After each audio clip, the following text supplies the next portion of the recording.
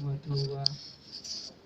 Tabara Allah ka ƙara tsira kun zannan da ke da kara, alisahabbai ba su da tsara, me zagin so idan ka lura zindiki ne ba kankani ba. Na yi roƙo jalla ya ilaha tabarakta Allahu ban fusaha, dan darajar shugaban mu ɗaha, yau fa nufi na in yo nasiha gun manya yara birgewa.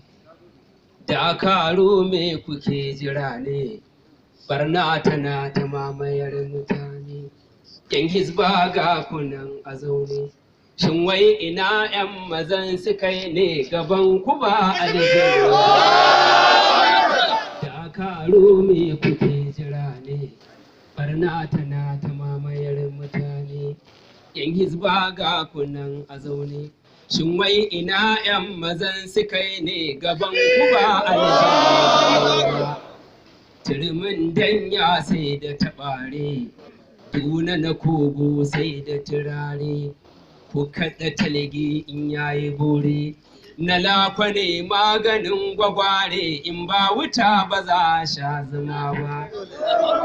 Kullum ana keta mana haddi, ‘ya'yan ta'adda ne mana ta'adi, kara zube muke ba masu gadi, na rasa wai me muke muradi a rayuwa ba da martaba ba.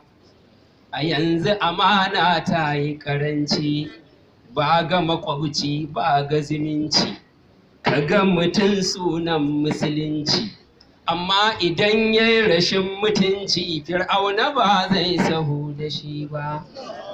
Duniya ta sheƙa muna ta binta, cin ribacin kuɗin ruwa da sata, ba imani fa sai mugunta, sanko ta ina sai mun ga mun azurta, su suka sa muke ta kulla zamba.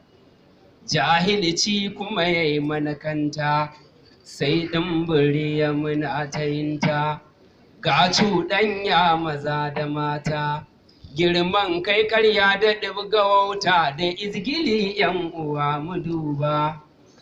Wasu matasan da masu furfura mun mai da titi wajen fashira, yau da muna yin aiki da lura, tuwon ƙasa sai a bar wa yara in sun yi suma ba ci suke ba. Sharri da hassada da yin ɗagawa, tuzarta sallah rashin kulawa, su muka sa gaba muna biyawa. Mun shiga tarkon da ba fitowa, ya jama'a mu gaggauta tuba.